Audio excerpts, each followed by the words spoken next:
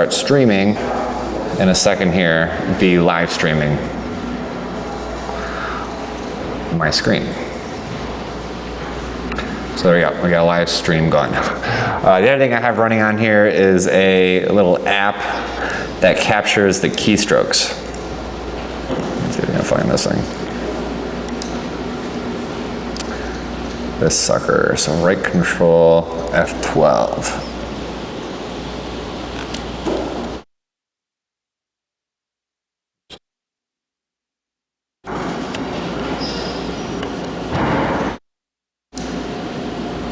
I just figured out how to move this thing. Reset position. Okay, whatever, we'll leave it.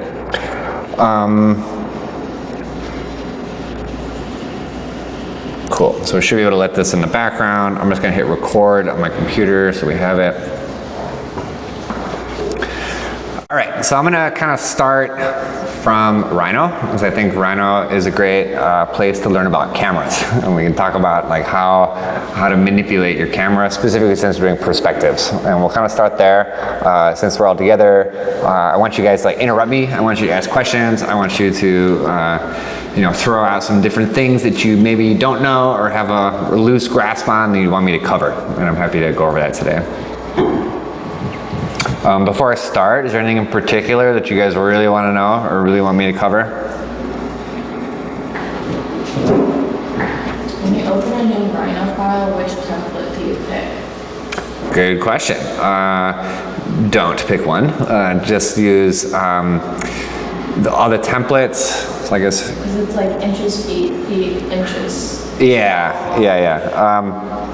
I think you don't need to worry about it. So Rhino is this like infinite space where we can model things at 1-to-1. So inside this infinite space, if we're going to model a building, we model it at like 100 feet by 100 feet or however big it is. If you're modeling a chair, you may be modeling something that's like 18 inches by 18 inches. So therefore, you maybe want your units, and if you type units,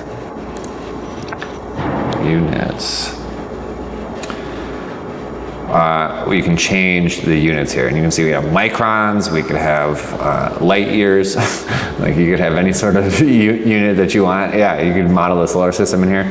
This is why I love Rhino, is that we can move very quick, very intuitively with it, but we can also be like hyper precise and very specific. If you're doing architecture, I would just do feet, unless you like typing in number of inches rather than number of feet. If you do feet and say you want to make a rectangle that's 10 feet 6 inches, you could just type 10 feet dash 6 inches, and that will be 10 apostrophe dash 6, the double apostrophe. And that will be smart. Or you can do 10.5, and then without any qualifiers to the unit, but since I set the units as feet, it will be 10.5 feet. I don't know what happened to this thing.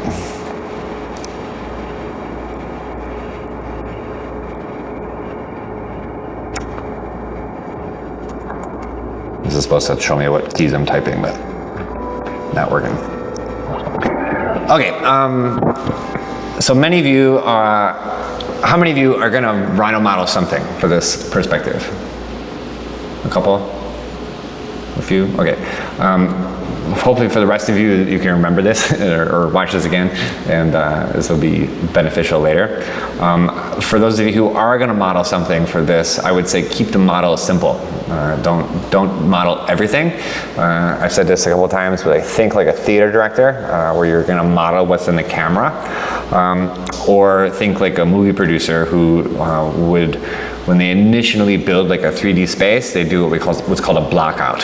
So it's literally blocks, or kind of a wire mesh, just with like, if I was doing this room, there would be lines at like the corners. There might be some lines of where the beams are. There might be some lines of where the tops of the desk are. But I wouldn't model like the thickness of a desk. I wouldn't model the chairs. I wouldn't model like light bulbs or grills or like any of the detail. It would just be like the frame. I forget, what's our site dimensions? Does anyone remember offhand?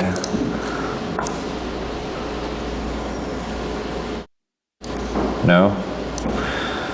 guys are with us. Let's see. We can look it up. I think I have the site model. Let's work on that one.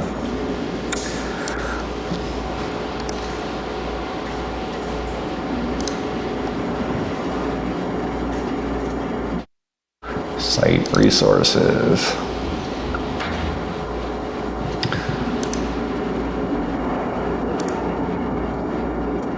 Albany Park site. This will actually be kind of good.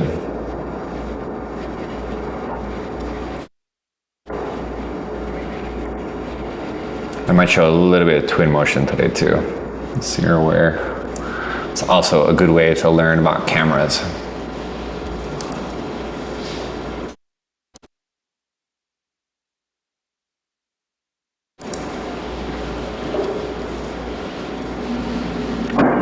It's a little slow.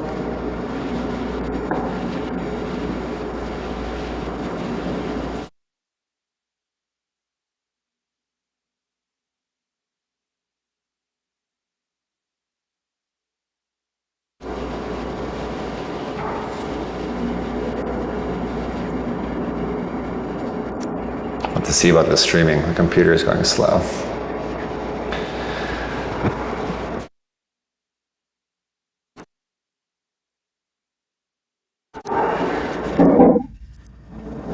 There we go, now it's opening.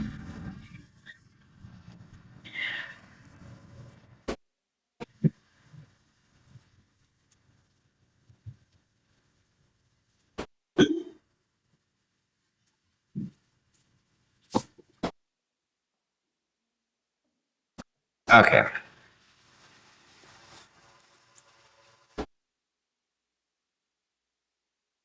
Close. We won't talk about 3D scanning today. We'll do that another time.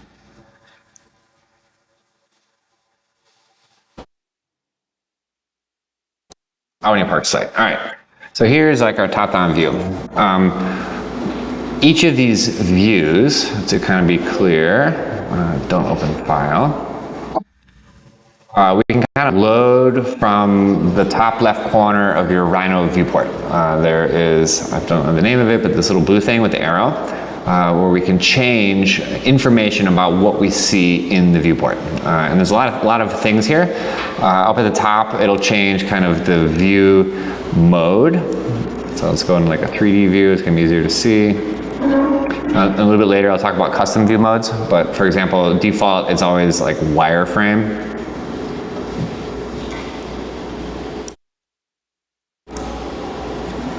Shaded mode, we can see not rendered textures, but just a shaded kind of preview color of whatever the shape is,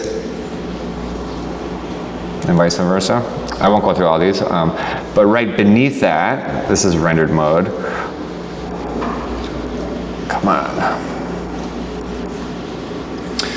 Beneath that, if we keep going down, we see set view. And so under set view, you have set C-plane, which is a construction plane. Don't worry about that. We also have set camera. And so set camera might be something very useful. You can see under set camera, there's all sorts of stuff. We have turntable, we have show camera. You see show camera has a little shortcut. It's a good thing. We have place target, place camera, and target. And under set view, if we go down to the bottom, you have your top, bottom, left, right, front, right, back perspective, and then named views. All right, so named views is the way that you can save a camera in Rhino, or save a point of view if you find something you like. So an easy way to think about cameras is just to orbit around, right? Holding your right mouse button, kind of orbiting through the space here. You can always type in camera.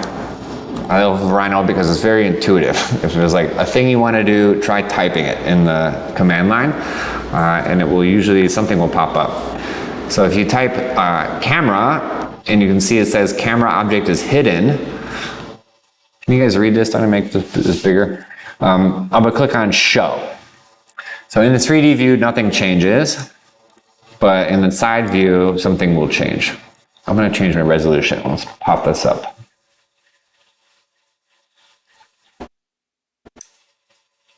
%.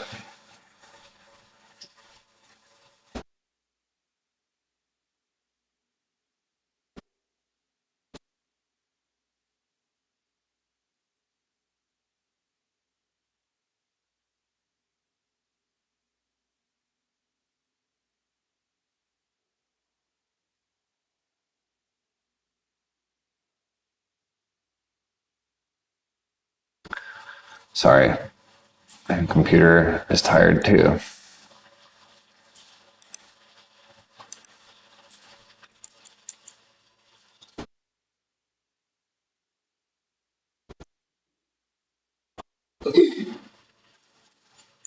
Okay.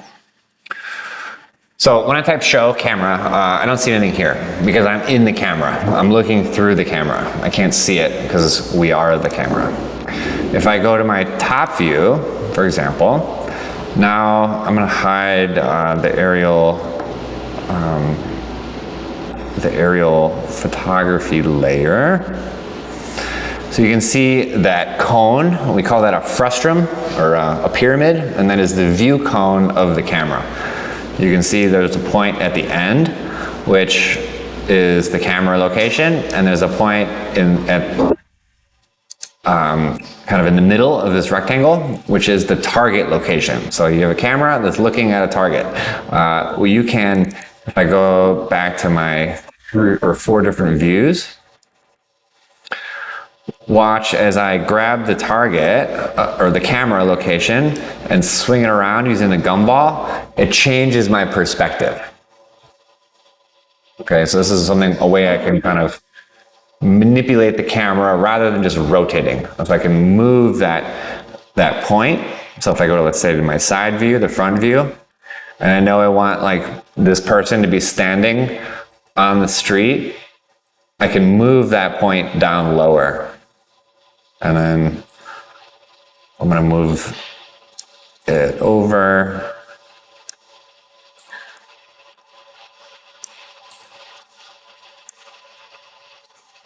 So now I'm kind of standing in the street looking towards this pink rectangle, which is the site. And it's pretty close. So the other way you can do it is set camera. So set camera or set target. I think for these you have to go into the set view or the set camera menu. So you can place camera and target. That works pretty good. Another thing you can do is go into your properties menu. So in your properties, if I'm in the perspective view and I don't have anything selected, the properties are the properties of the camera. So you have camera information, you have target information, and then you've got like the background, like whatever the color is. So in order to have a nice architectural type of perspective where the verticals are straight or parallel to each other, you want to have the camera and the target be at the same height above the ground.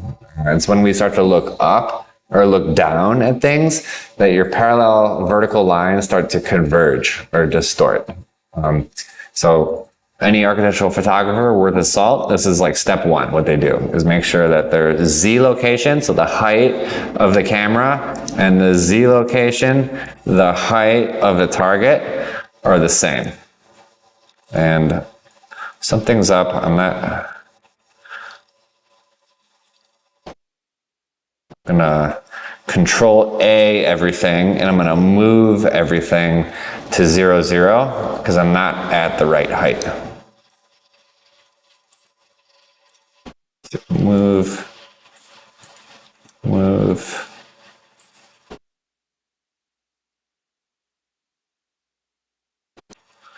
0, 0.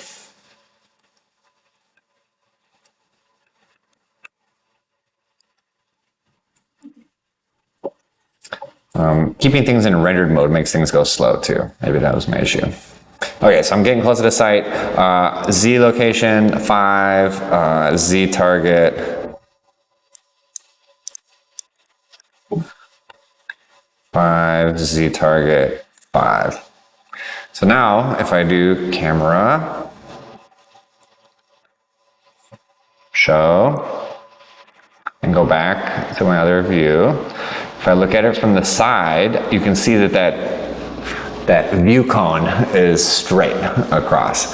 And if I move, say, the target, somehow it looks off a little bit, but, and I move the camera itself,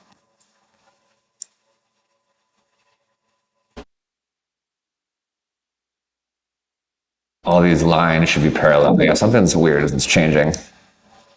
Z location 5, target location 5. There we go. To avoid that, you can just change your projection from perspective to 2-point perspective.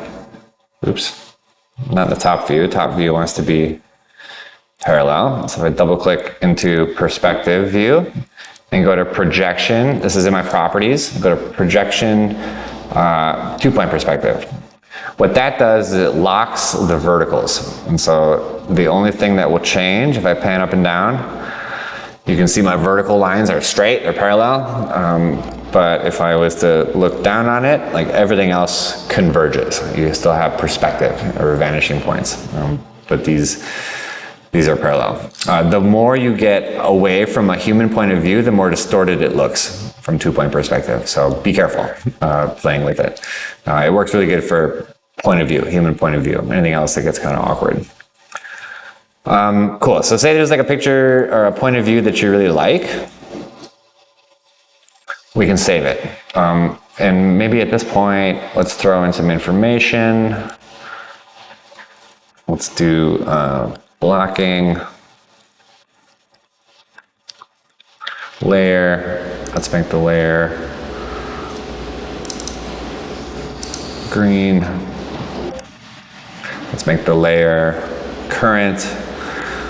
And when I model, I like to model in parallel projection, to like kind of change back to parallel. The reason being is when you're zooming in and out in parallel projection, it's much faster. When you're zooming in and out in perspective mode, you'll notice your camera will kind of jump as it's going back and forth, as you're kind of zooming in and out, and you kind of lose a bit of control over the pace of the zooming. And that's because of vanishing points. And every time you move that camera, it's trying to recalculate the vanishing points. If you're in parallel, it always knows that everything is flat, flat-ish, or these lines are parallel, and so it does less computation. It's easier for the computer to handle. Okay, I'm just gonna block out some stuff. Many of you have kind of like some boxes, right? So you can kind of easily add some boxes. You can maybe add some floor plates really quickly in the boxes. You could draw some other boxes that are a certain size, or you could run the contour command. Contour is like topo lines on a topographic map. It asks us for a base point and a direction, and so I'm gonna slice this box vertically. So I'm gonna make the direction be like up the side vertically, and the distance between contours, I don't know, 10 feet. So now I've got, and this building is probably too big for our site here, like a 6-story building. Let's undo, let's do it again, contour, oops, contour, object, base point, a direction, distance, let's make this one 12. So I've got these things, and they're just lines, and I could extrude those curves 1 foot, and then let's hide or delete the other one, and we've got just like a series of floor plates or something. You could also take this this box and contour it the other direction. So I want to contour it like across the building, say in the X direction rather than the Z direction. This distance, I don't know, let's call it 4 feet in between. It does a bunch of them, and these are just straight lines, so I'm gonna pipe the lines while I have them. A radius, let's say like a window mullion, is gonna be 2 inches. I can say 2 inches. It will pipe all those. I can select this box, I can hide it or delete it, and I've got like a bunch of straight lines. So like piping, contouring, like kind of doing quick mock-ups of things. You know, as you guys get into your designs, not for Monday, like remember, don't have a full 3D model for Monday. Like we're focusing on like producing drawings. But later, you're gonna wanna elaborate. I see your face. Like, make sketches, show me what you want to accomplish with modeling, and I'll help you figure it out. Like, I've been doing this for a while. So the other thing you can do is, let's see, for blocking out, let's do a box again. Or some of you have polygons. Let's do a polygon. That is hanging out. Do another one.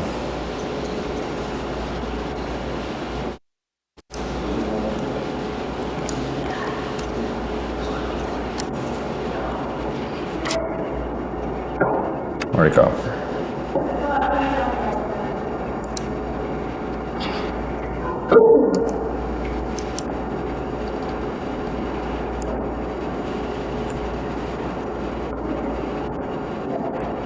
Come on.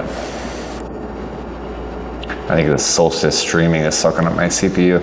Okay, so I can extrude these curves. So working from curves, extruding them into surfaces, taking those surfaces and like capping them or patching them is the way to make volumes or shapes. Everything in Rhino is built off of surfaces. So it is a surface modeler rather than a solids modeler. Has anyone used like Fusion 360 or SolidWorks? Even SketchUp is sort of like a bootleg solid modeler.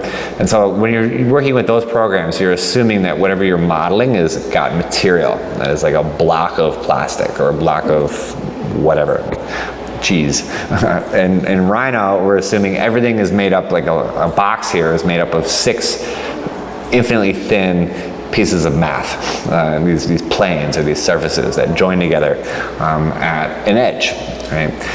So it's really easy to kind of go from curves to poly surfaces, or what kind of looks like a solid. There is a solid menu at the top with a bunch of, we call like kind of platonic solids or like base solids that you can start with. But these are all like made up of surfaces. So you can use these too. You can say, that's a fun one, truncated cone.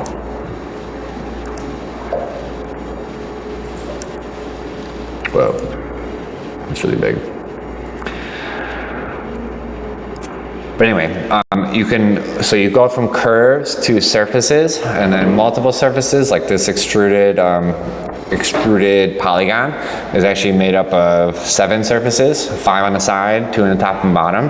So I could explode my poly surface and then start to like pull apart or delete these things. Or you can extract lines from a poly surface, and this can be really helpful for kind of like the contouring I was showing you. So we can do extract wireframe, or there's duplicate border, duplicate edge, duplicate iso. There's a bunch of ways to kind of extract curves out of 3D geometry. But extract wireframe will just give me all of the lines. So I can extract the wireframe, and then same deal, pipe. So I'm going to run a circle piped around all these curves. Let's say radius, let's make it thicker. Let's do it a foot thick or something. And so that will just give me a little cage in a sense. Since we're just kind of sketching into this, we're using this as a base for drawings. I think like rough cages, you know, are nice and helpful. Okay, so you can combine these. Okay, let's do one more. Extract wireframe, pipe.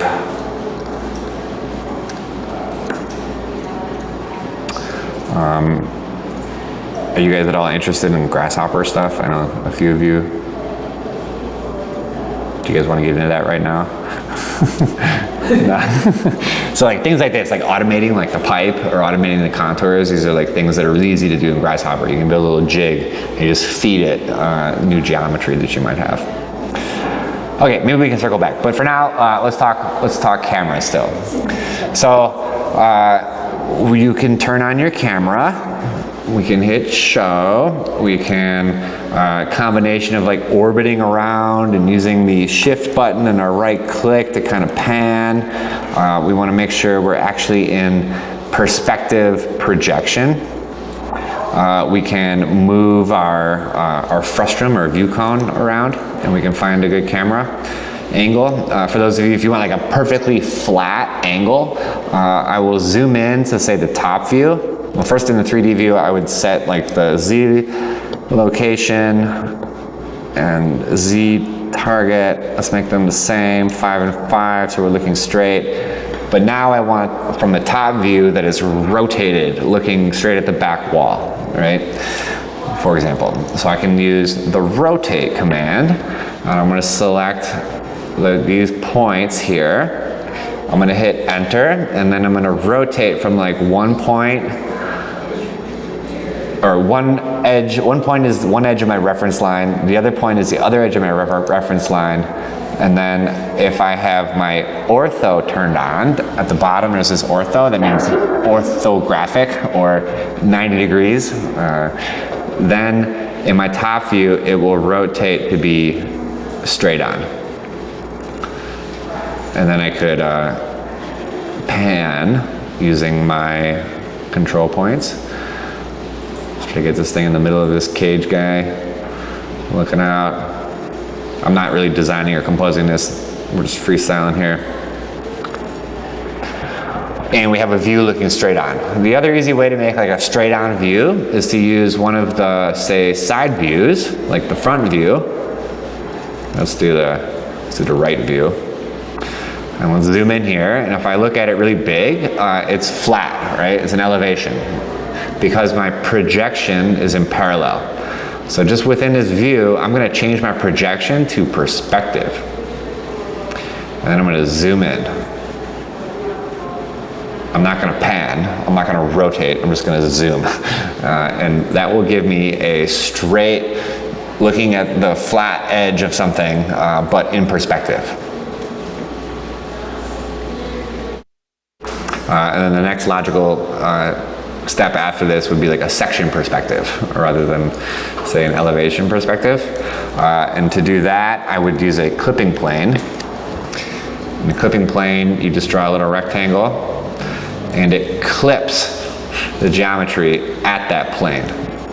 And so I can go into the top view, find the clipping plane, let's zoom it over here. I'm rotated the wrong direction. The clipping plane faces one way, so I'm just gonna rotate it.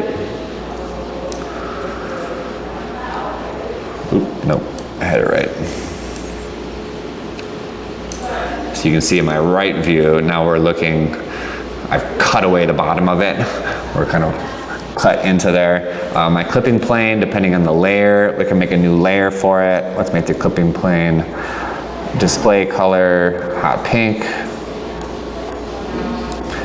And there's another powerful thing in Rhino.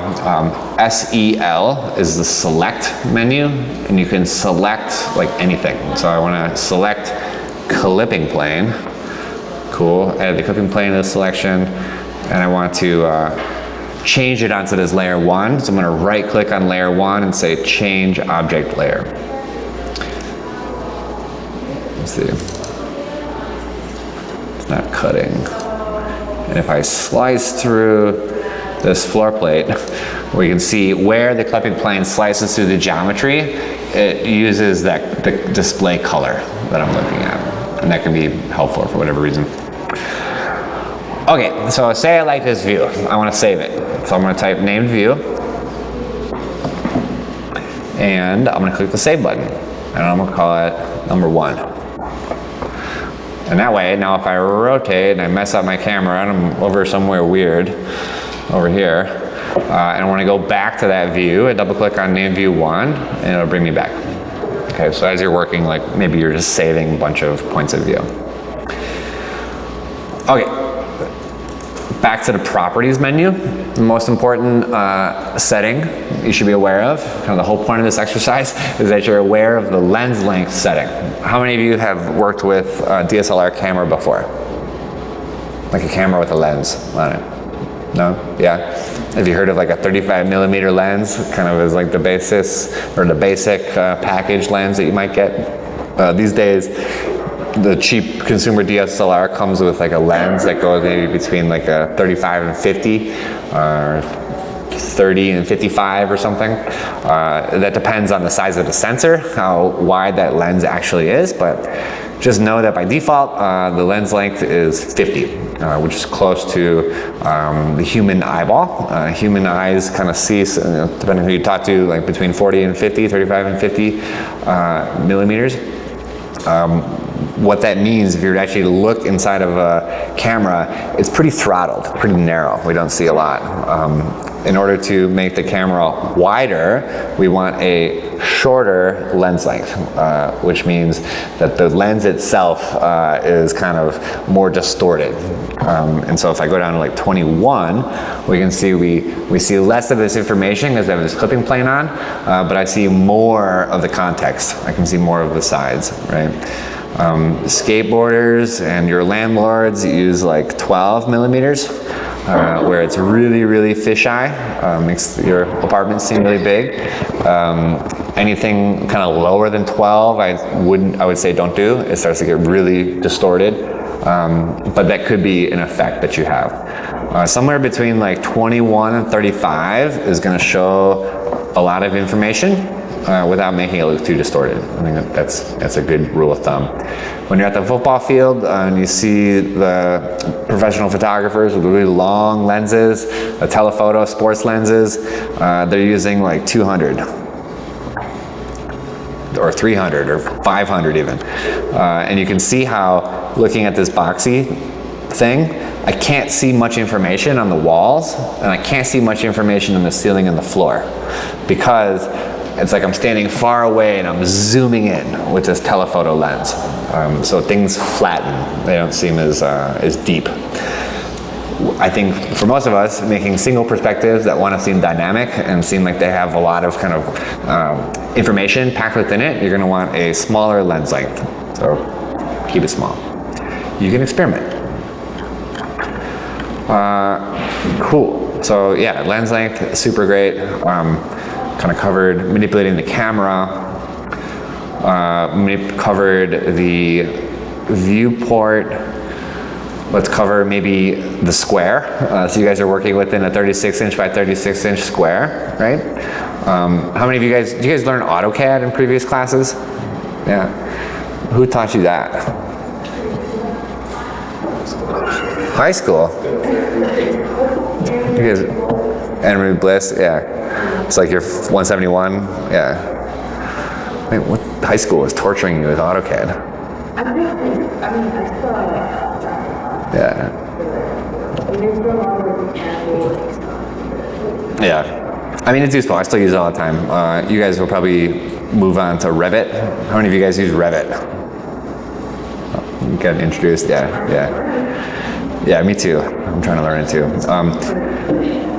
CAD is nice and helpful, but there's a certain aspect of CAD that was really confusing to me. It was the idea of paper space. So we're talking about inside of this world. If I was to look at, say, a building, and I was to, say, type distance and measure the length of the building, it's going to be like 120 feet. It's 1-to-1, real world scale. But in architecture, we're constantly making scaled drawings, so smaller drawings of 1-to-1 models. And so at the bottom, you can see we have these 4 tabs, like top, perspective, front. You can click on the plus button at the bottom and click new layout. So layout is Rhino's term for paper space. Same. They mean the same thing. So we can make a new layout and we can make it the size of our sheet of paper. So 36 inches by 36 inches. And you can name it something. You can say layout 1 or test page 1. And you have a new tab at the bottom of your Rhino window that's gonna, I should say, test page 1. Now this is super confusing. You're gonna have to click through it. It's gonna maybe weird the first time you do it. When you look at this piece of paper, and I can even type distance again if I don't trust myself, and I can measure from end to end, and I can see how big it is. And it says we're in millimeters here, so again, if I go to units, I didn't change there's 2 units, there's model space and layout space. I think I only changed model space. Yeah, so layout here. That one, so your model's in feet, we're doing a building. Your layout is a piece of paper, so you want to do it in inches. Hit OK.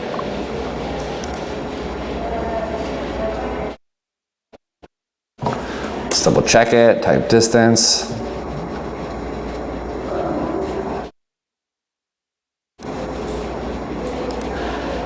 (36 by 36). ZEA and ZSA are your favorite commands. Zoom extents and zoom selected. That will fill your page with whatever you see. Okay, so I want to get that perspective that I saved, the named view, into this piece of paper. You can see that there's a little green rectangle that goes around the outside. It's pretty subtle. That is, let's call, what's the term in AutoCAD?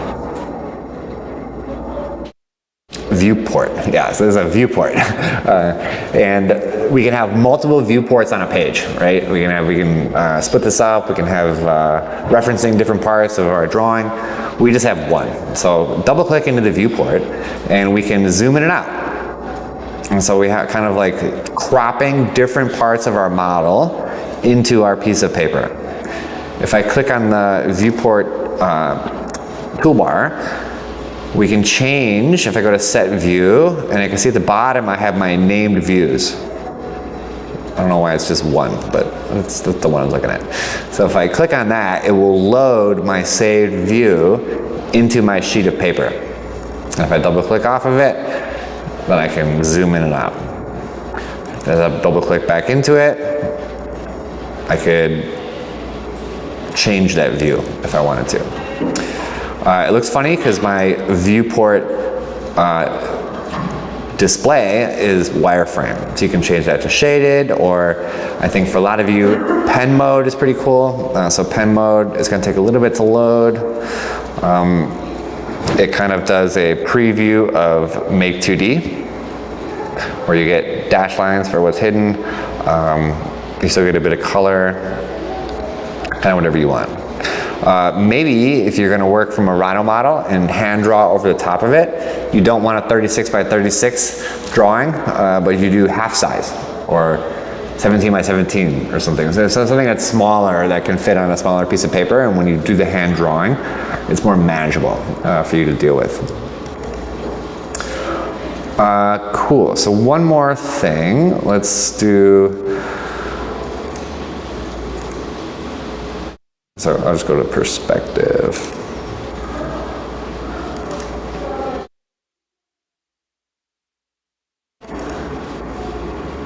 So we're making drawings, right? So we haven't talked about rendering at all yet.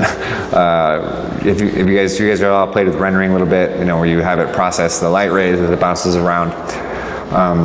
We're working on drawings, so you can have a rendered element in it if you convince me it's worth the time. But maybe you do want to mess with the custom display modes. So we talked about shaded, we talked about pen mode. There is artistic mode and technical mode. Never use these, they look janky. And it's like fake watercolor paper or whatever, like looks kind of bad. But we can do is our own custom view modes. I've got one here, I got a couple here. Easy to see rendered. So it's like rendered plus like a cartoony line weight, or easy to see with no render. So I just popped the weight of the lines up a little bit and got rid of hidden lines. Or, what's the other one I did? Pen mode wireframe. So anyway, you can make your own custom one by clicking on your viewport and going all the way down to the bottom to display options. So display options opens up your settings. Settings, if you guys have clicked around, or your options, this is where we can change like literally everything under the hood in Rhino. So you can find out, here's a good one, under files where your autosave location is. So as you're working in Rhino, make sure this is turned on and you know where it's autosaving, because sometimes it crashes. And if you have this turned on, you'll be fine. But let's go down to view and click on display modes. I can see I have all these display modes. So say I want like a custom pen mode, custom pen drawing. So I can click on pen and I can click copy. Copy it. It'll think a little bit. And now we have down below, copy of pen. And I can change it and say ARC 371. pen mode, exclamation point.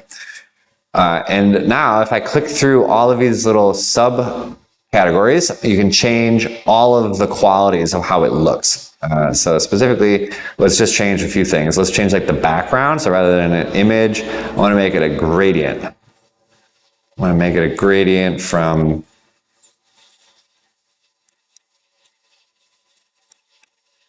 hot pink to baby blue. I'm going to, you can change what you show. So like hidden lines you can turn off. Silhouettes, edges, like lights, point cloud, like there's all sorts of different information that we can hide or show.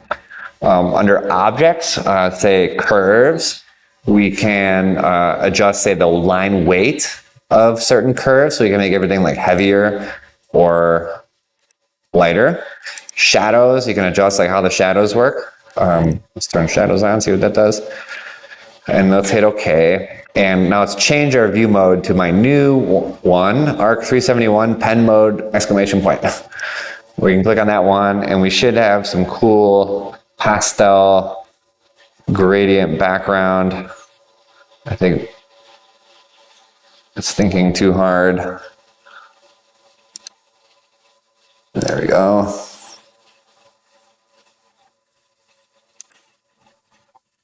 Maybe it doesn't like the exclamation points.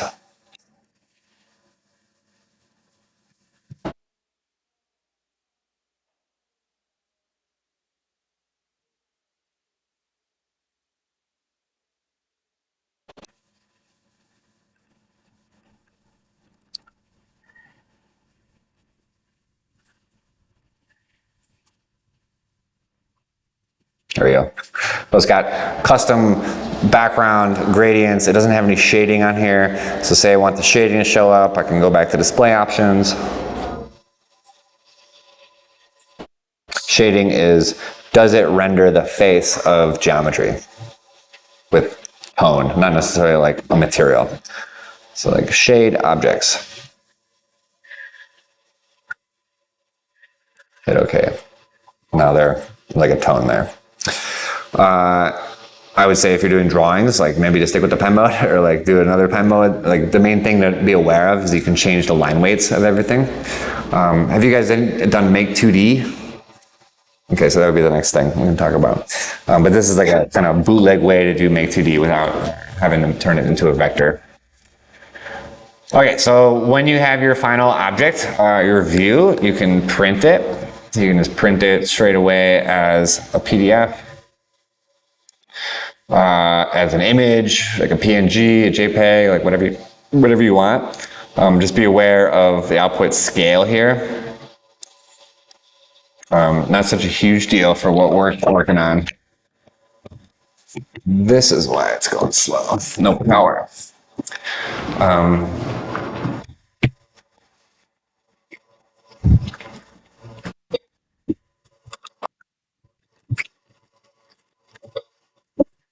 Make it difficult.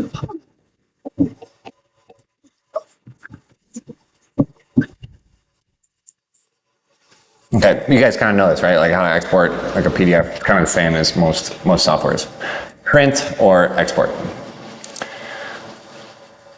Let's close. Questions about what I just showed you? I know it's kind of a lot, but cameras, viewports, view modes or display modes.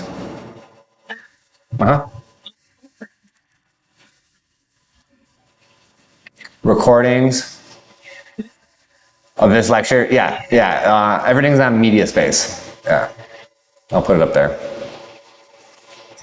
Your question is, I can't follow. I need to watch it again. It's fine.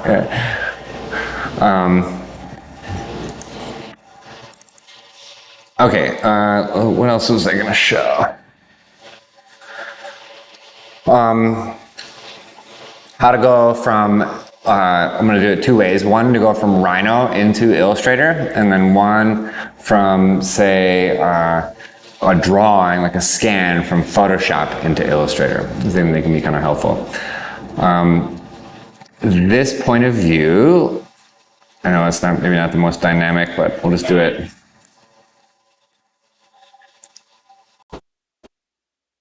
Same right here. I can type make 2D. And what make 2D will do is from whatever point of view I have, it's going to quite literally make a 2D drawing from that point of view. This has got a lot of lines in there, so we'll see how it handles it. Within your make 2D options, the hidden lines button here is what will drastically increase the size of your file, your make 2D file, because it's going to put everything we can't see as like a little dashed line. So usually I just leave that off for now. The more information you have in the drawing, the slower it's going to go. Let's see how quickly this goes.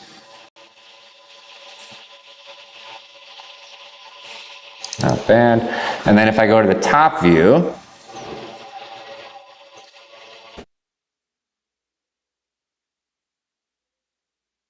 you will see a two-dimensional vector drawing. So it's a bunch of lines, it's 2D, and I can select this, and I can file, export selected.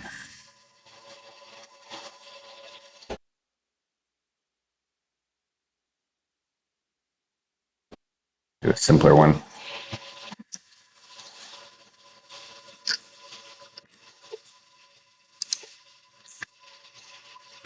And as the file type, so I want to export a two-dimensional vector from this 3D Rhino world.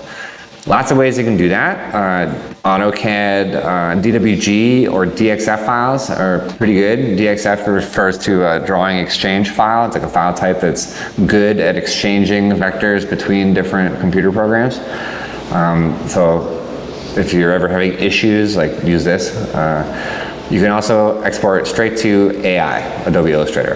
And so this is again why Rhino is really powerful, is that it can ingest lots of different file types and it can export lots of different file types. So it plays nicely as like a go-between between lots of digital environments.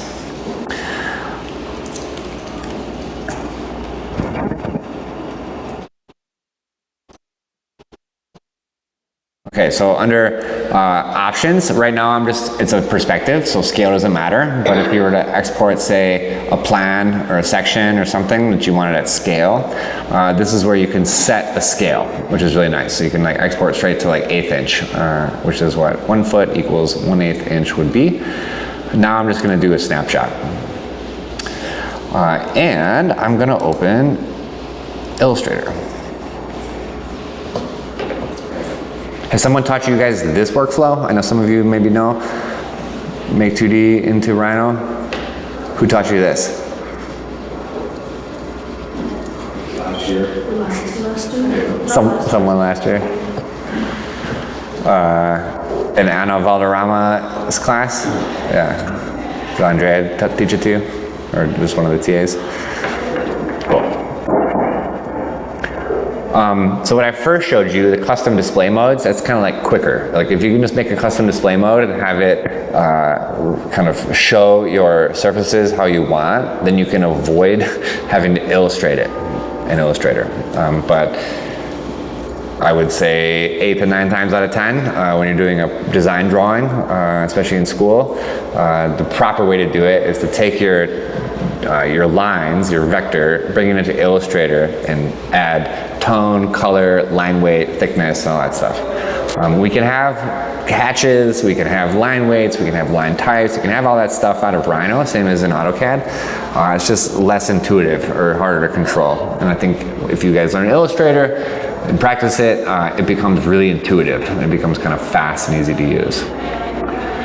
Okay, so I'm gonna make a new file in Illustrator.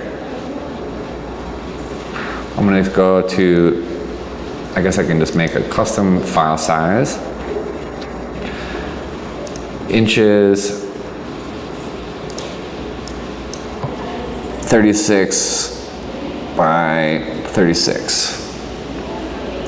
You can even have 2 artboards on there if you want to double it up, but let's do 1.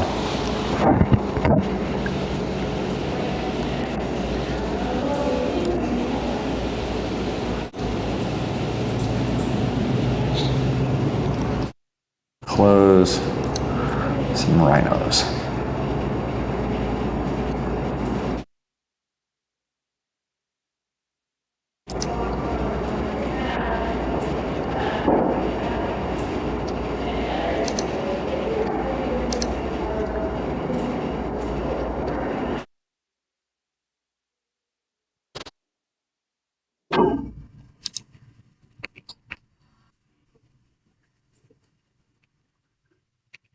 I wish this wasn't so slow.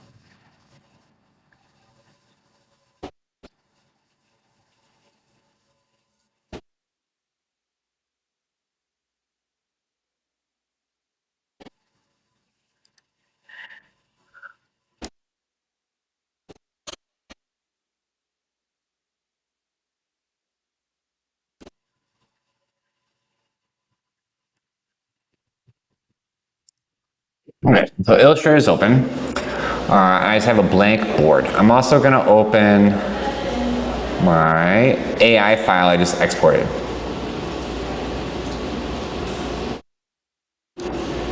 Which is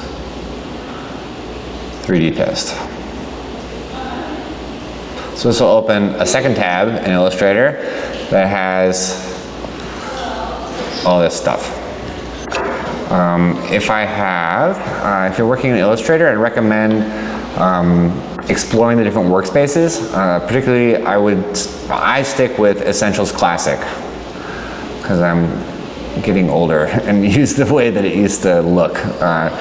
There was a trend in softwares to appify everything, so to strip away your access to look under the hood and try to give you like a minimal amount of buttons and trying to simplify your life.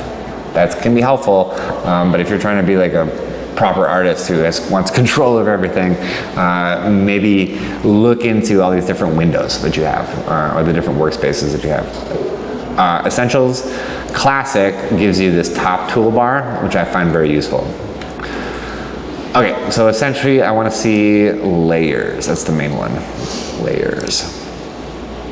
Okay, so under layers, we can see I've got a bunch of Make 2D layers, and the name of them matches the layers that I had in Rhino. And you can see it's like a really chaotic file name.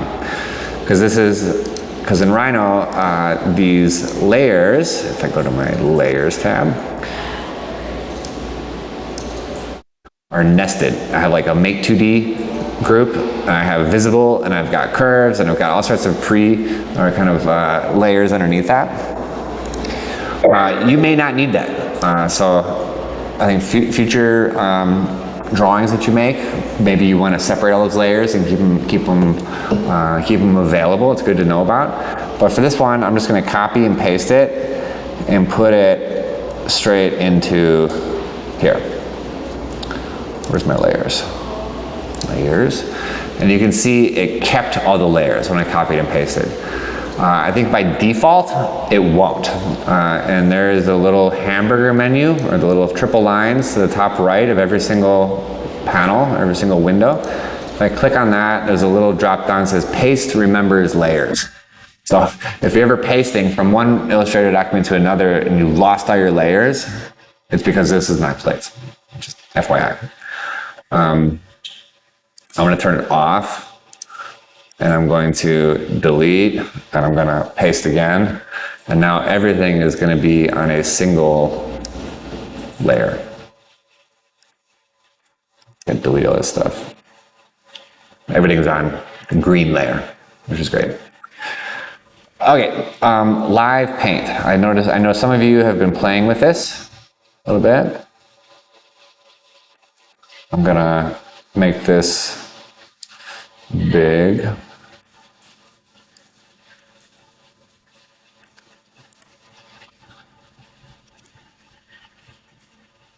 I know we're not trying to do like aerial perspectives, trying to do like ground level perspectives, so this is not a great example, but we can talk about Live Paint. Is anyone really confused about Live Paint? They're tried it and kind of, is anyone like an expert at it? You're an expert? Getting there? You just started using it? Okay, cool. So Live Paint is the equivalent of the paint bucket in Photoshop. Everyone knows the paint bucket in Photoshop, right? But Live Paint is a paint bucket that you can undo and redo easily without destroying your drawings or without overriding pixel information, which is what happens when you're doing it in Photoshop. So if you select your objects and go to the object menu and go down to Live Paint, you'll see there is make, merge, release, and expand. And everything's grayed out except for make. So I want to make a Live Paint object. Great. Now I want to use the Live Paint bucket to paint inside of it. So you can look for it. It's somewhere over here, or just know that K is a shortcut. So type K, or you can click and drag and find the Live Paint bucket over here.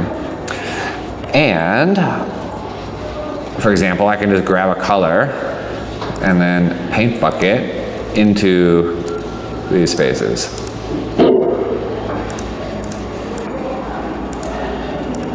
Grab a new color, paint bucket.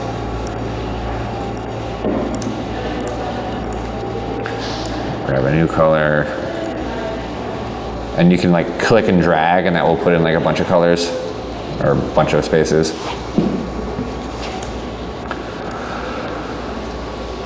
So anyway, Live Paint's great. It's non-destructible. We can go in and keep adding colors into here. Inevitably, you make a mistake, and you're like, oh, I have a gap. You know, and it was like, say between these walls, I actually want to have it split, but I don't have that line in there. I can make a line, so I can use a line tool and just draw a line across, and then select a line, and then hold Shift and select my Live Paint group. I think we need to go to Object, Live Paint, Merge. And so what that will do, will merge in the new geometry into your Live Paint group. So then when I do my paint bucket again, I can paint bucket like just half of that rather than the half. So oftentimes, you know, you do so much in Rhino, you try to make it as perfect as possible. Usually in Rhino, in the Make 2D phase here, I would go through and like add lines or trim lines or just kind of make sure that everything is like as I want it before I go to Illustrator. Because I think Illustrator is good at illustrating, not good at drawing. But some people are really good at it. They can use the pen tool and, you know, draw stuff, whatever. I've seen some people like drafting in Illustrator. Hurts my eyeballs to watch, but it is possible. Okay, so Object, Live Paint, Merge.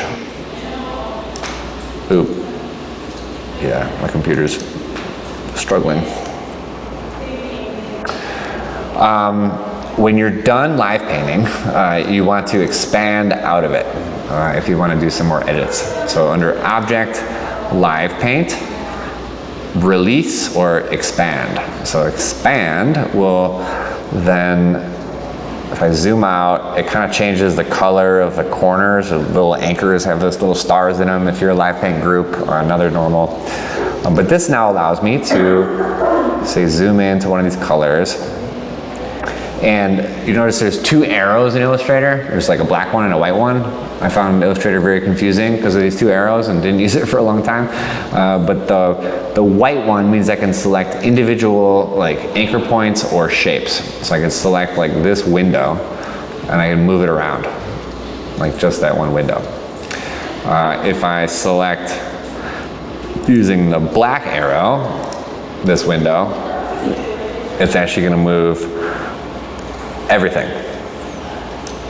And the reason is because everything's grouped together. So often in Illustrator, you're like, I can't do a thing. You know, it's not reacting the way that I want. 9 times out of 10, it's because everything's grouped. And especially if you're using Image Trace or Live Paint. And so you can always right-click, ungroup. Sometimes there's like groups and groups and groups. So you can right-click and ungroup as many times until you can't ungroup anymore. And now I can click on this individual window and move it. So kind of always check your groups.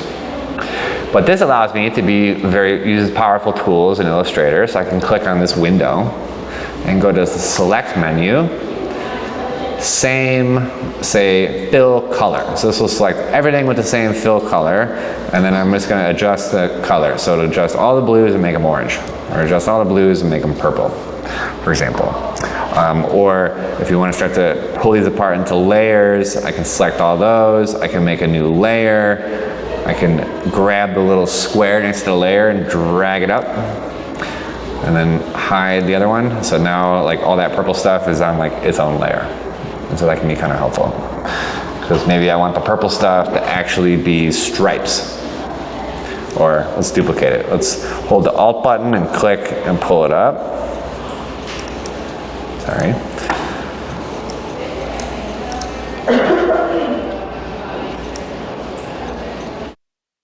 Duplicate it.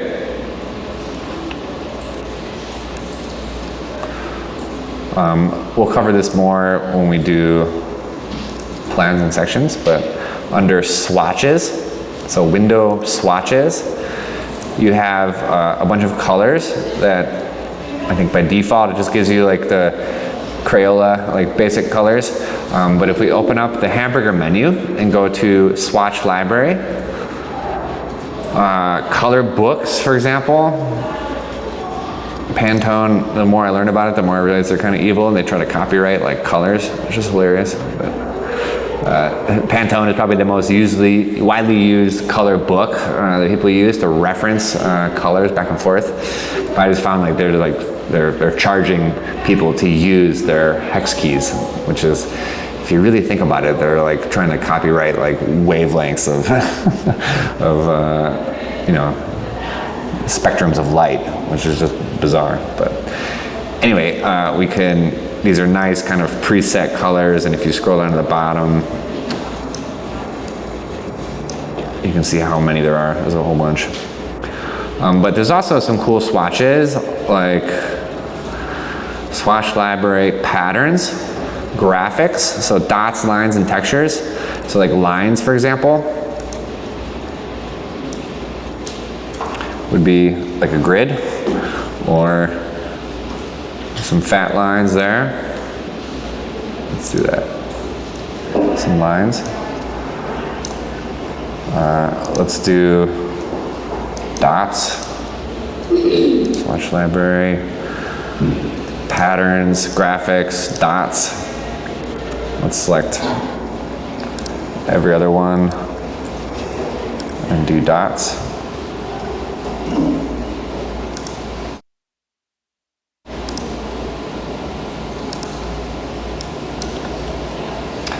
We can rotate the patterns. So if you click on it, right click, you get access to this little menu with some popularly used commands. Transform, like rotate, for example. If I rotate this sucker, it'll rotate the object and the pattern within it. Or I can turn off the transform object so I only transform the pattern. So the outside stays the same, but the pattern on the inside rotates. So that can be really helpful to kind of customize the way things fit. And you can do the same thing with scale. I can scale up the pattern while keeping the shape or the object the same. And anyway, I want to take these guys, I want to make a new layer. I want to drag these patterns onto that layer, and I'm going to drag these on top of the color. In theory.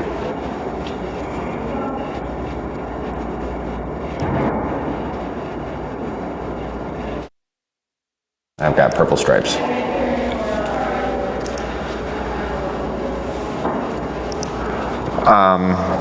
We can add pictures into this. This is all vector, like colors and gradients and lines, but I can also have like a picture that maybe,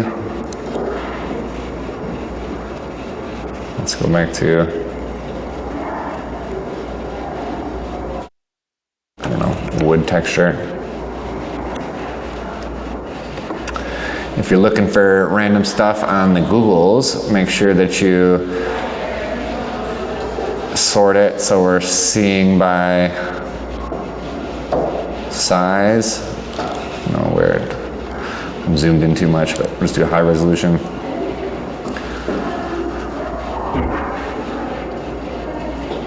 This is gonna look kind of janky, but we'll just do it. Right click, let's say save image as. This one's actually not that big, but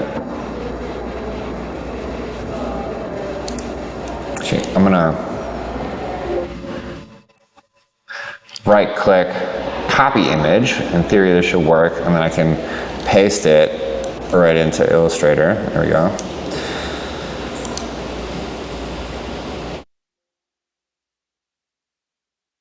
So I'm gonna go back to my purple windows here. Let's put this picture on its own layer.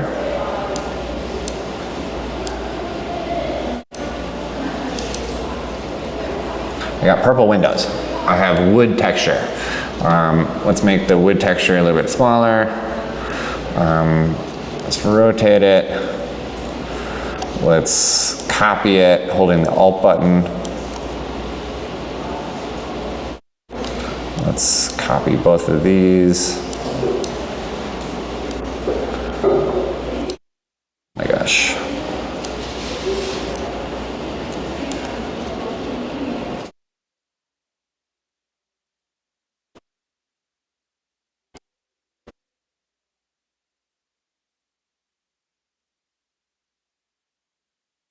All right, forget it.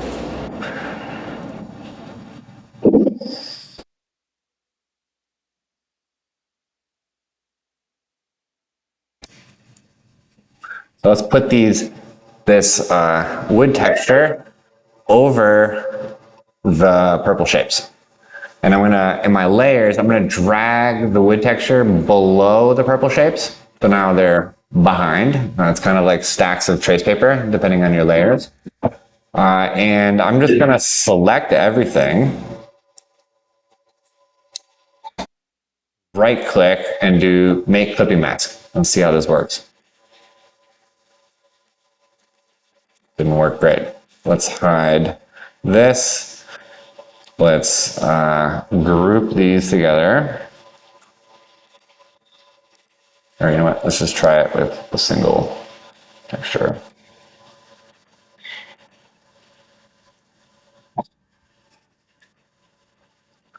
Let's group these guys together. And if I right click and do clipping mask, selecting both of these, it should, clipping mask, why is it not?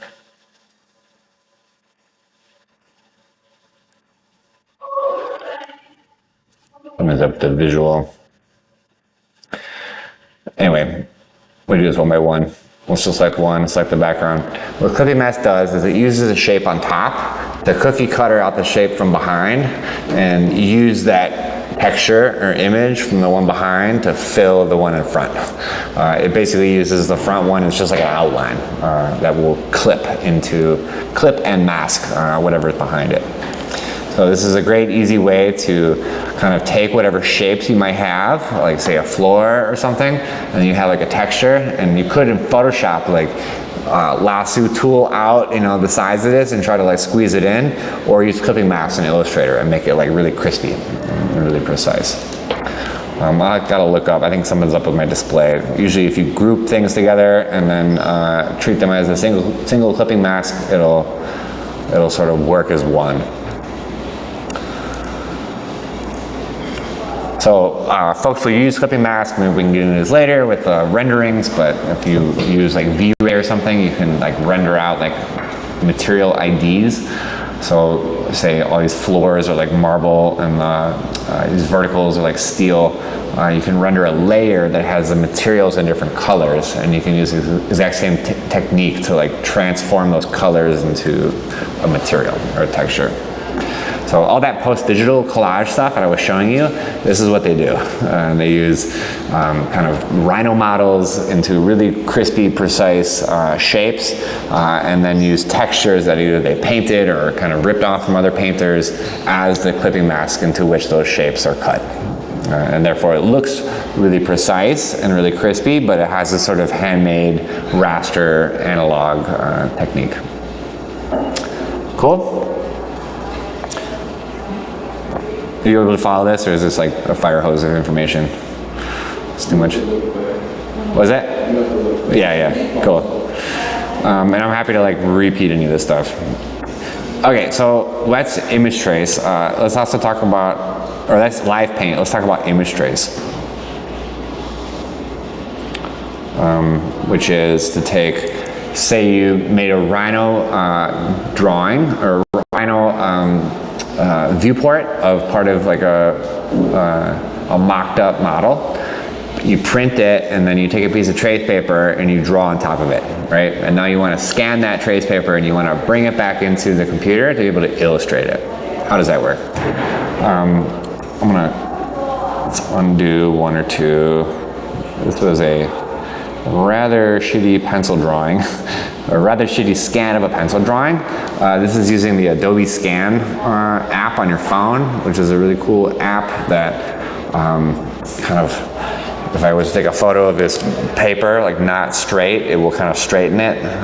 It does like a automatic transform. It also does an automatic image like tonal adjustment, so it'll make it like black and white really quick, or you can export it as, like this one is, as is. So this is just like a regular scan. It looks kind of gray. If you look at the histogram, which is this thing, this is from the left side black to the right side white. Where there is information inside of your drawing, we have the lighter bars here. So this drawing in particular has lots of grays. It doesn't have lots of blacks, it doesn't have lots of whites. You guys should read Ansel Adams, great American photographer. He has some great books about printing and exposure. One of them is like, you gotta have good blacks and good whites and some nice grays in order to have a successful picture. And if you look at his prints, it's like, uses the full gamut of the human experience, or the human eyeball, to experience these images. So if you scan it and use this, you can just go to Image, Adjustments, Levels.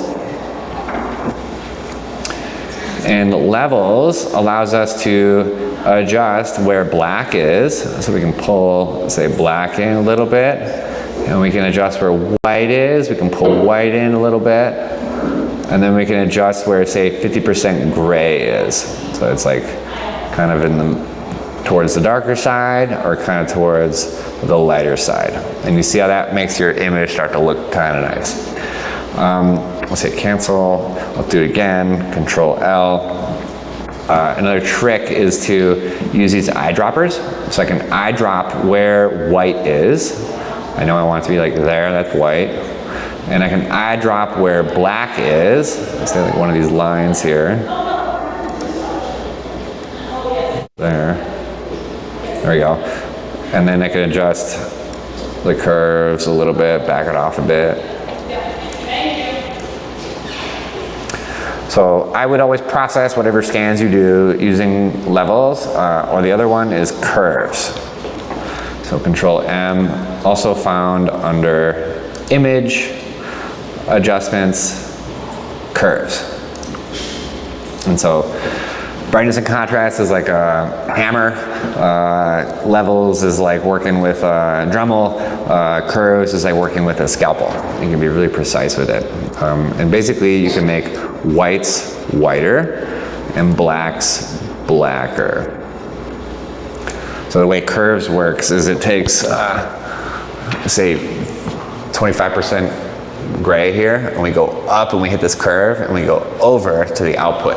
And so what I've done is I've taken this value and I've pulled it from there down to there. So I've made my whites whiter. And by pushing this one up, I've made my blacks, pushed them up towards black, and I've made them blacker. It's like a secret trick to make any photo look better, is to compress your curves a little bit and kind of tighten the range. Cool, so I would hit OK, and then let's just save this.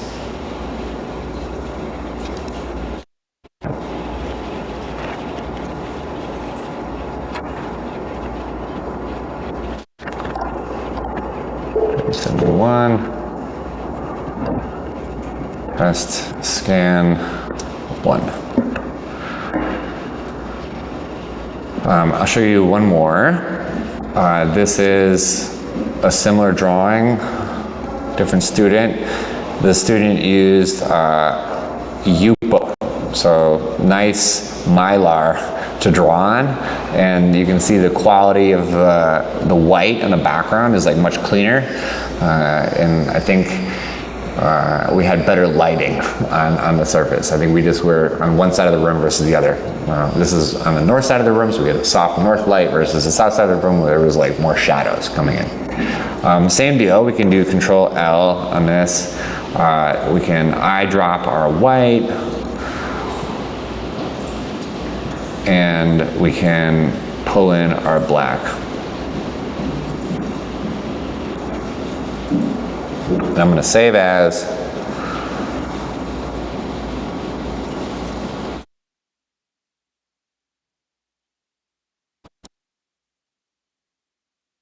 Test scan 2.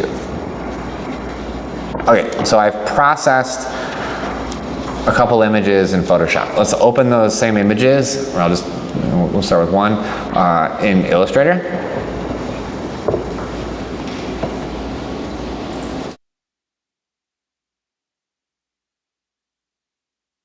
Start with the kind of janky one. Test scan 1.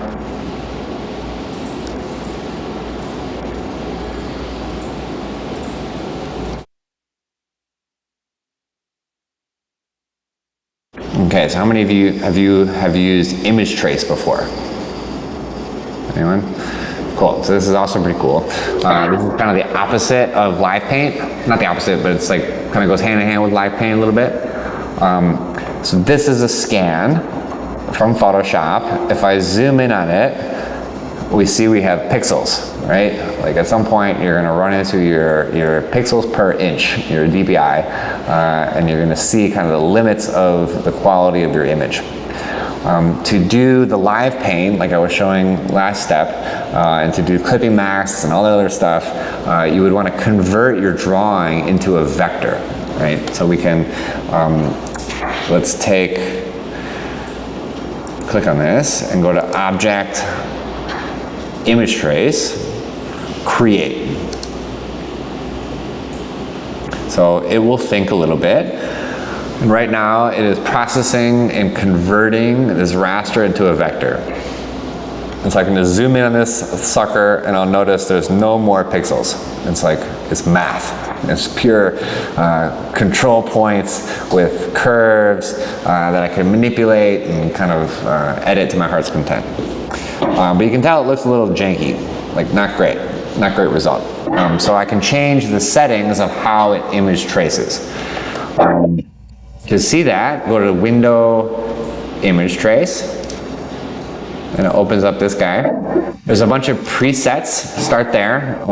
There's like logos and photos and shades of gray and technical drawings. You would think that technical drawings and line art would be great for this sort of thing. In my experience, it don't work that great.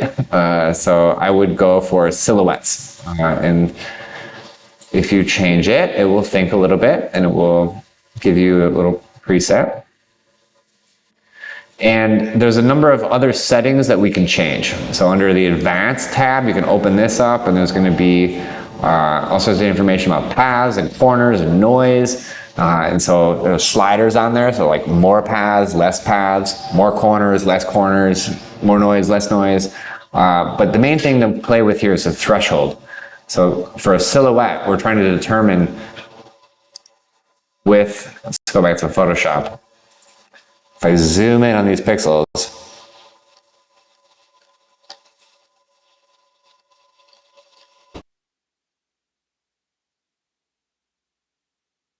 very slowly. You notice that there's like grays, or like not all these pixels are like 100% like black or white. And so what Image Trace is doing is try to find where's the threshold in between these pixels of where it's going to draw the edge between off and on, right? From white to black, we go from 0 to 255. The number for the value. So in Illustrator, the threshold, if I go to 254, for example, most of the image is going to be black because it's deciding that like that threshold is there somewhere. If I go all the way down to say 30 or something, most of the image is going to be white because it has like a higher threshold for what is going to be in there. So you can kind of mess with this threshold number and find something that looks good.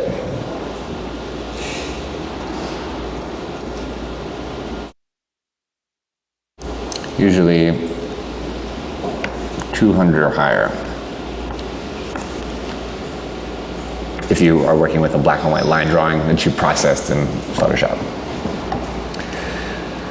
Okay, so this one's a bit janky. It's still got this gray stuff in there, so I could maybe go back into Photoshop, like readjust it. You can tell my original image, Control 0, has got like some kind of grayness in the scan here, and this is because I did not use a flatbed scanner. I used Adobe Scan. I didn't have a light. We just used the sun. Like, so if I really wanted to be more careful and not have extra steps in the processing, I would use a flatbed scanner. I'll have it well lit. Put a piece of glass over it or a piece of plexiglass, like do what I can to kind of minimize photoshopping. So for example, let's do test scan 2. Same deal. The ink drawing on a clean photograph is going to be processed way quicker and way easier. Again, let's take this, let's do object, image trace, create.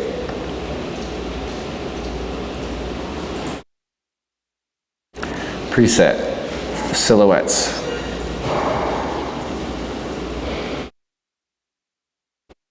Turn threshold down.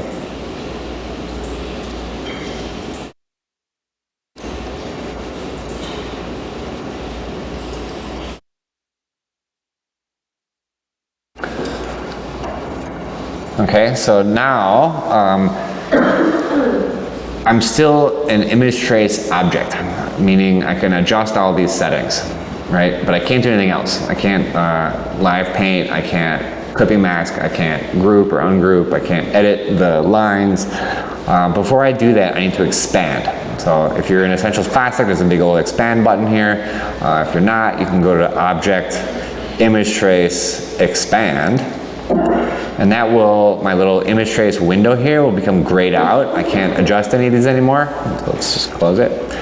And we can type K for our live paint shortcut. I lost my colors. Let's do some color, get some blue, and I can live paint some blue in there.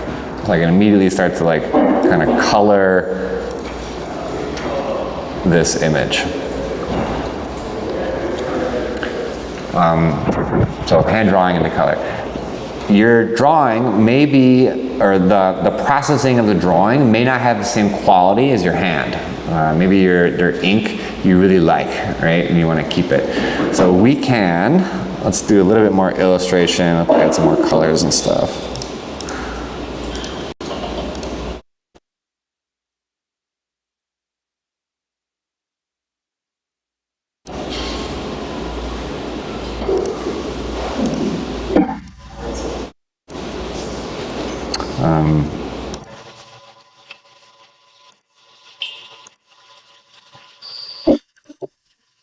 The other swatch library that's cool to check out is gradients. Let me do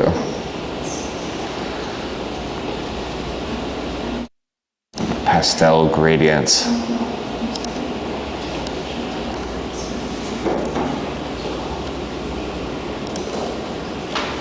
Okay, say we're good. I'm going to, again, expand out of my live paint object. Expand. I'm going to go back into Photoshop and I'm going to do a thing here. I'm going to delete the white. Like all I want is a PNG that has the black, that has the lines in it. So I can go to Select Menu, Color Range. Let's eyedrop onto the white.